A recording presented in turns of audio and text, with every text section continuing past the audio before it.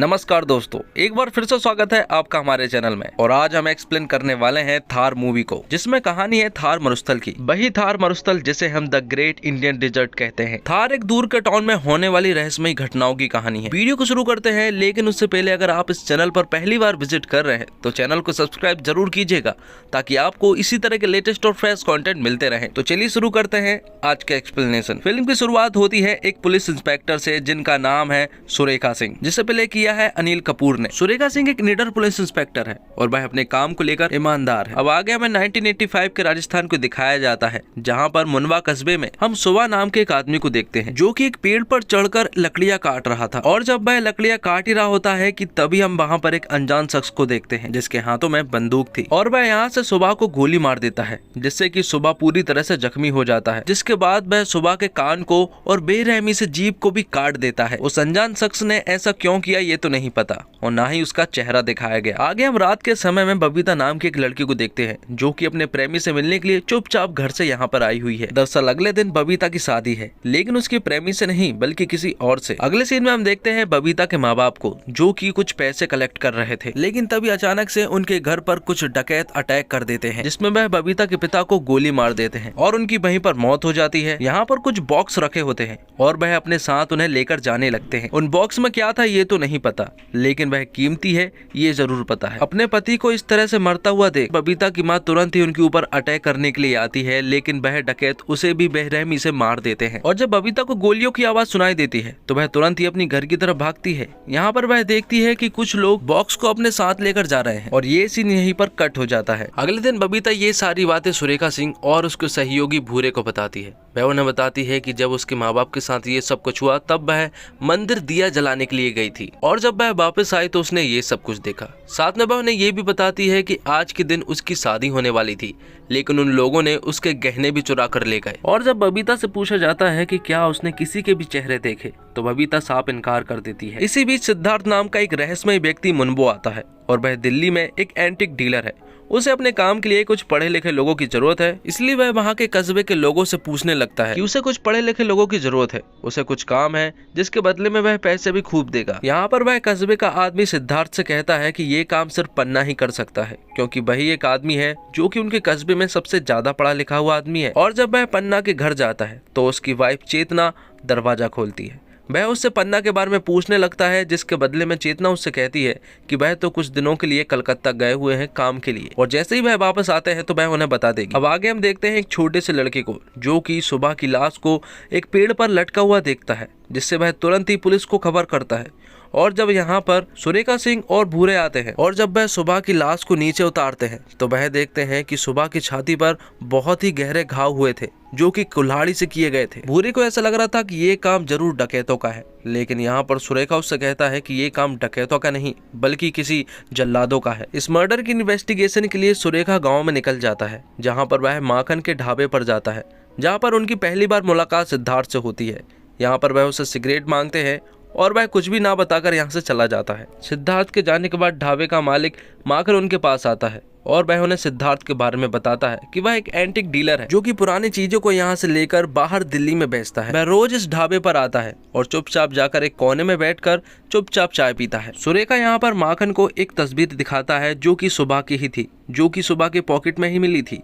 यहाँ पर माखन उसे बताता है कि ये तो सुबह है, जो कि मुनवा गांव में रहता है। यहाँ पर वह पन्ना धन्ना नाम के दो आदमी के बारे में बताता है, जो कि सुबह के साथ ही काम किया करते थे। अब अगले दिन सुरेखा अपनी ड्यूटी के लिए घर से बाहर निकल रहा होता है। यहाँ पर हम उसके लड़के को देख पाते हैं, जो कि आईपीएस बनना चाहता है, और वह अपने पिता से कहता है कि वह एक दिन आईपीएस जरूर बनेगा और आईपीएस बनकर वह इसी गाँव में आएगा। अब आगे हम सिद्धार्थ को देखते हैं, जो कि कुछ पेट्रोल की कैन को लेकर एक पहाड़ी को चढ़ रहा होता है। सिद्धार्थ एक खंडर में रहकर रोज बहुत सारा समय बिताता है, वह पता नहीं यहाँ पर क्या करना चाहता है। अब अगले दिन सिद्धार्थ फिर से पन्ना के घर पर पहुंचता है, जहाँ पर उसकी वाइफ चेतना उसे बताती है कि वह अभी तक कोलकाता से वापस नहीं आए हैं। तब चेतना सिद्धार्थ को घर में इनवाइट करती है। सिद्धार्थ और चेतना की इस तरह की केमिस्ट्री को देखकर पन्ना के कुछ दोस्त भी थे, जो कि उन्हें देख रहे थे। यहाँ पर सिद्धार्थ चेतना को बताता है कि उसे कुछ पढ़े लिखे लोगों की जरूरत है, जिन्हें वह बहुत सारा पैसा भी देगा। तो चेतना सिद्धार्थ से कहती है कि उनका आज तार आया है और वह 1-2 दिन के अंदर ही घर पहुँच जाएंगे। थोड़ी देर के बाद यहाँ पर धन्ना की वाइफ गौरी आती है, जिसका एक बच्चा भी था जो कि उनके पड़ोस में ही रहती है। अब आगे हम देखते हैं कि पन्ना और उसका दोस्त कोलकाता से वापस आ चुके हैं। वह यहाँ से सीधे अपने दोस्त माखन के ढाबे पर जाते हैं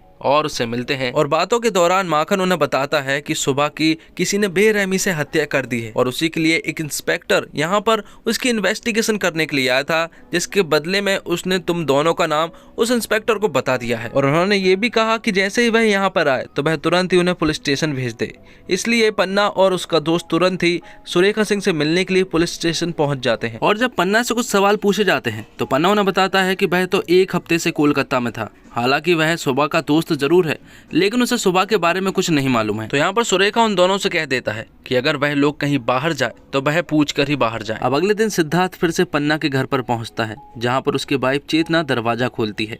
यहाँ पर सिद्धार्थ देखता है कि चेतना के चेहरे पर घाव था और ये घाव किसी और ने नहीं बल्कि उसी के हस्बैंड पन्ना ने दिए थे, क्योंकि उसे पता ये लगा था कि उसकी वाइफ छिप छिप कर किसी आदमी से मिल रही है और पन्ना को ये सब बिल्कुल भी पसंद नहीं है। इसके बाद सिद्धार्थ उससे काम की बात करता है। वह उससे कहता है कि उसके पास कई सारी पुरानी चीजें हैं जो कि वह दिल्ली डिलीवर करना चाहता है, इसलिए उसे कुछ लोगों की जरूरत है। इस काम के लिए 6 लोगों की जरूरत थी, लेकिन पन्ना उससे कहता है कि ये काम हम 3 लोग ही कर देंगे, इसके बदले में वो पैसा सारा हमें ही दे देना। अगले दिन सिद्धार्थ उन्हें लेकर काम पर निकल जाता है। अब अगले दिन सुरेखा सिंह और भूरे फिर से बबीता से मिलने के लिए आते हैं। यहाँ पर वह बबीता से कहते हैं कि अगर उसने कुछ भी नहीं बताया तो कल को उसके साथ भी ये सब कुछ हो सकता है। तो बबीता उन्हें एक चिट्ठी देती है और कहती है कि ये चिट्ठी उन डकैतों ने दरवाजे पर लगाकर चले गए। उस चिट्ठी में एक धमकी थी और लिखा था कि अगर बबीता ने कुछ भी किसी को बताया तो वह उसे भी मार देंगे। आगे हम देखते हैं कि सिद्धार्थ एक खंडर के पास जीप रोकता है और उससे कहता है कि ऊपर से उसे कुछ सामान लेकर आना है, इसलिए वह पन्ना के साथी को अपने साथ लेकर चला जाता है। पन्ना का दोस्त चढ़ाई चढ़ने के बाद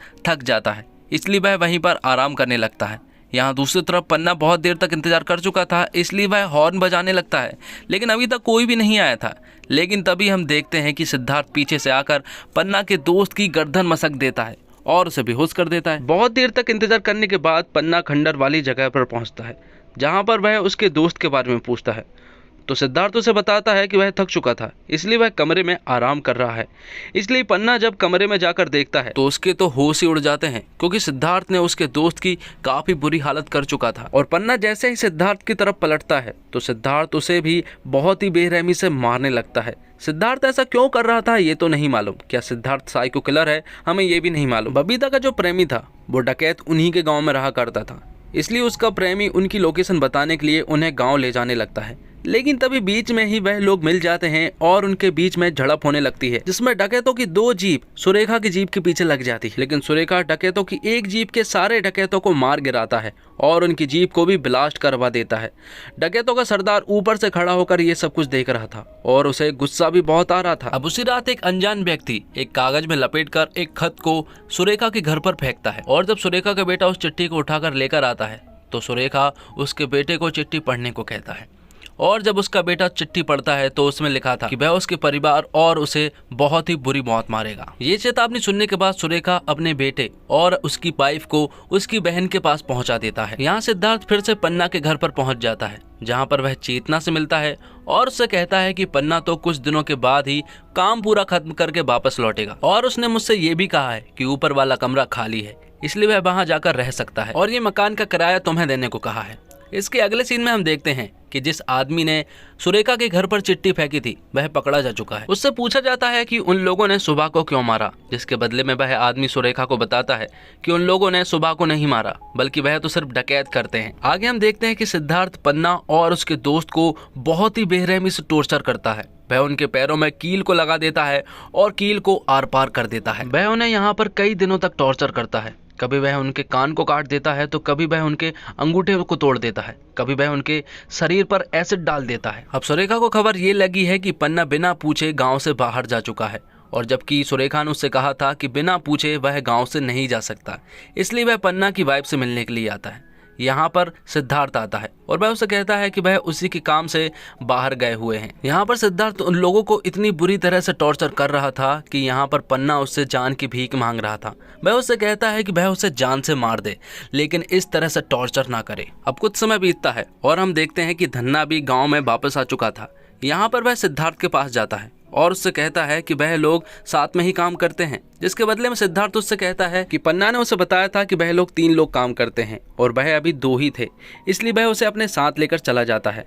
यहाँ पर वह उसे एक अनजान जगह पर ले जाता है और उसे वहाँ पर मारकर बेहोश कर देता है, जिसके बाद वह उन तीनों को बहुत ही बेरहमी से उस खंडर वाली जगह पर टॉर्चर करना स्टार्ट कर देता है। अब एक दिन सुरेखा जब कहीं पर जा रहा होता है तो उसे रास्ते में सिद्धार्थ मिलता है।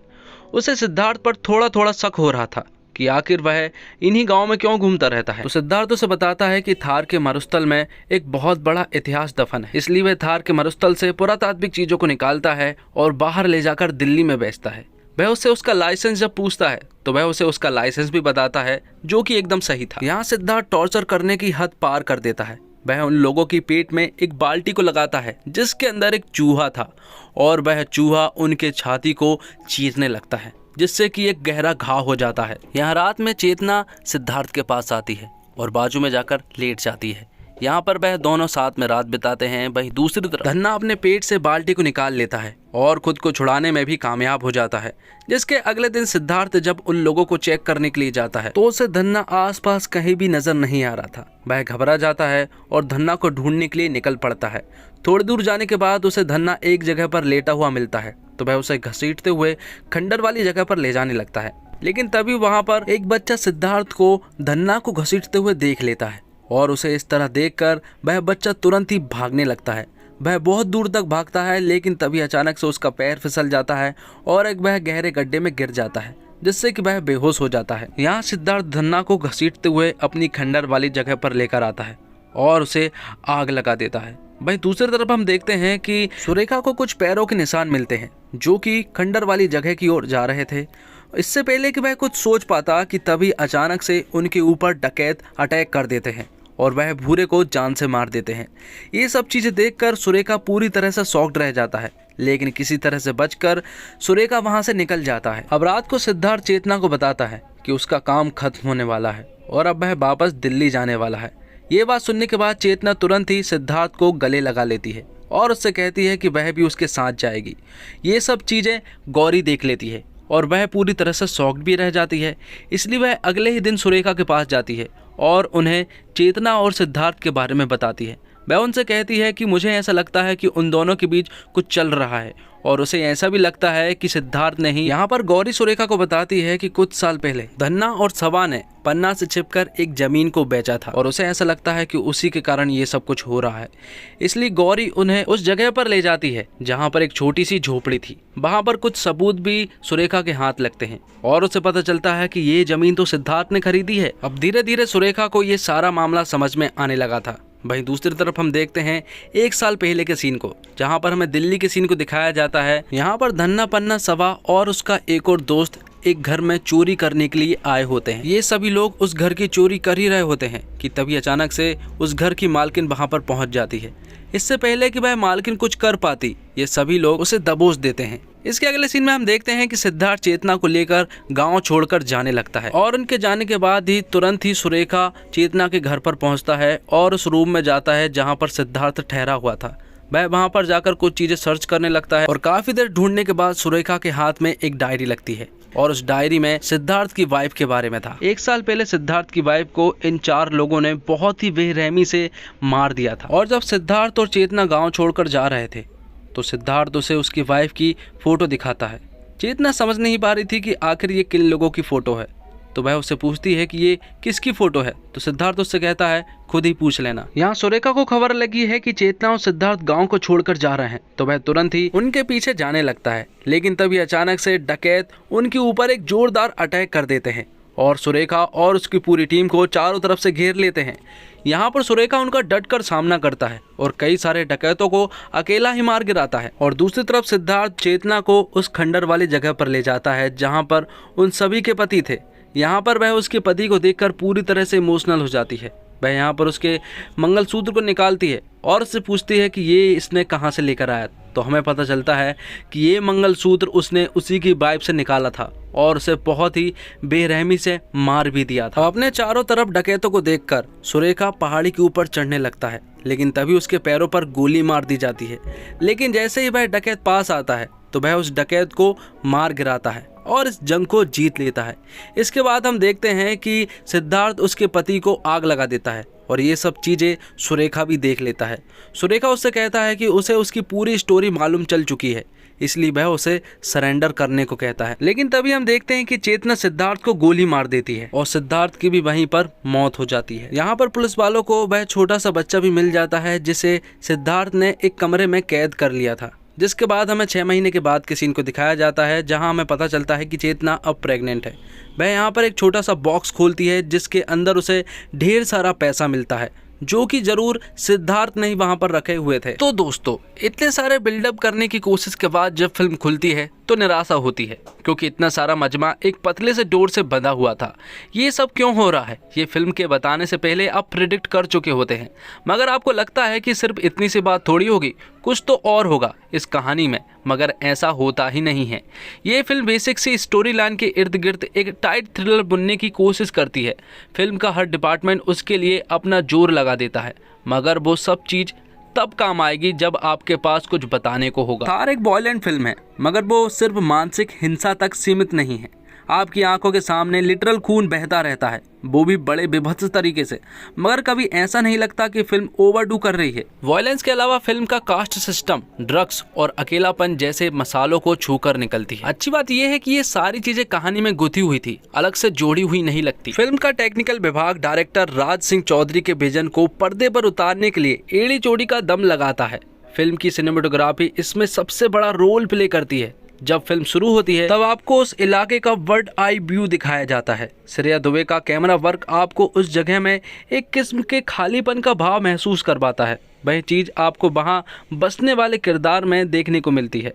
फिल्म में कई मौके ऐसे हैं जहां कैमरे किरदारों के आंखें पर टिक जाता है। किसी आंख में निराशा है, किसी में अफसोस तो किसी में लालसा। फिल्म की शुरुआत में आने वाले गानों को फिल्म से अलग भी सुना जा सकता है। फिल्म में कई सीन्स ऐसे हैं जहां बैकग्राउंड स्कोर है ही नहीं और वहां आपको उसकी कमी नहीं लगती। तो दोस्तों, उम्मीद करता हूं आपको ये वीडियो पसंद आई होगी। वीडियो अगर आपको अच्छा लगता है तो वीडियो को लाइक जरूर कीजिएगा और चैनल को भी जरूर से जरूर सब्सक्राइब कीजिएगा, साथ ही अपने दोस्तों में शेयर भी कीजिएगा। मिलते हैं अगले एक और धमाकेदार वीडियो के साथ, तब तक के लिए जय हिंद जय भारत।